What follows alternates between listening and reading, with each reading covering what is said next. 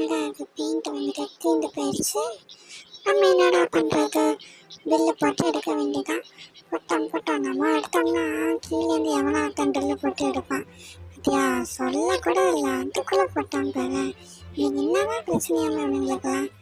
சரி வேறு வேலைக்கு போனால் இந்த கட்டடத்தை உடைக்கணும் அப்படின்னாங்க. அம்மா உடைச்சா நானும் மேலே கீழே போனோம் உடைச்சேன். கடைசியில் என்னையே உடச்சிருச்சு தான். இப்படி தான் வந்துட்டு லவ் லைஃப்பில் இருக்கணும் போல். தானே உடச்சிட்டு போகிறானுங்க, மொத்தமாக நம்மளை உடச்சிட்றானுங்க. இதுதான் லவ்வே வேண்டாம்னு சொல்லிட்டு வாழ்க்கையில் நிம்மதியாக இருக்கணும். ஐயோ ஐயோ, இப்போ என்ன பண்ணுறது. சரி நான் போனேன். ஜாலியாக ஒரு பீச்சில் உட்காந்துட்டு நல்லா சாப்பிட்டுட்டு பழைய ரேடியோ எஃப்எம் கேட்டுட்டு இருக்கும்போது திடீர்னு ஏதோ ஒன்று விழுந்துச்சு. கடைசியில் பார்த்தா அது உள்ளே போனாங்க. நானும் ஒரு டைமுக்குள்ளே மாட்டிட்டு